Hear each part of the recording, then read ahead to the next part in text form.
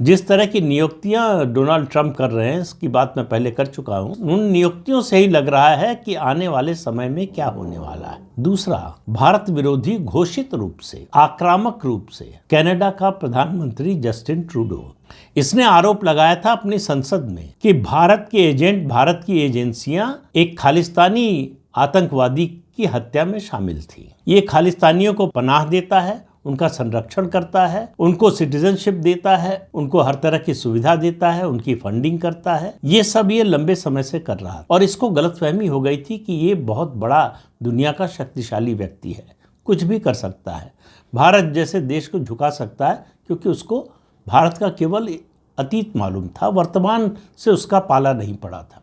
उसको समझ में नहीं आया था अभी तक कि उसका पाला प्रधानमंत्री नरेंद्र मोदी से पड़ा है। प्रधानमंत्री नरेंद्र मोदी मनमोहन सिंह नहीं है, ये इन दोनों का अंतर वो कर नहीं पाया, इसलिए भारत से पंगा ले लिया। पहले आरोप लगाया, फिर उसको मजबूरन अपनी ही पार्लियामेंट की कमेटी के सामने कहना पड़ा कि मेरे पास कोई प्रमाण नहीं है, कोई सबूत नहीं है। और उसके बाद से उसकी पार्टी के अंदर, उसके देश के अंदर, उससे पहले से चल रहा था, उसके बाद से प्रक्रिया तेज हो गई उसके खिलाफ।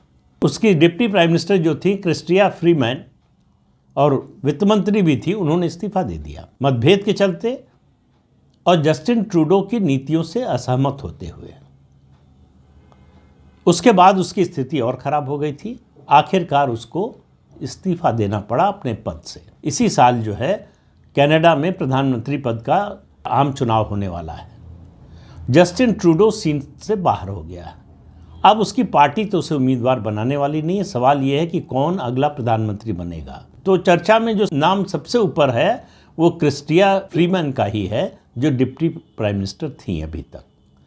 तो जस्टिन ट्रूडो को आपको मैंने एक वीडियो में बताया था, आपने खबरों में भी, अखबारों में भी पढ़ा होगा, टीवी पर भी देखा होगा कि वो मिलने गया था डोनाल्ड ट्रंप से, प्रेसिडेंट इलेक्ट जो अमेरिका के हैं।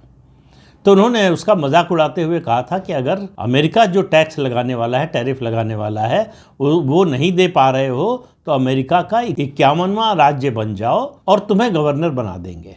इससे ज़्यादा मजाक, इससे ज़्यादा बेइज्जती किसी सार्वभौम राष्ट्र के प्रधानमंत्री की नहीं हुई होगी। और ये जस्टिन ट्रूडो एक शब्द नहीं बोल पाया।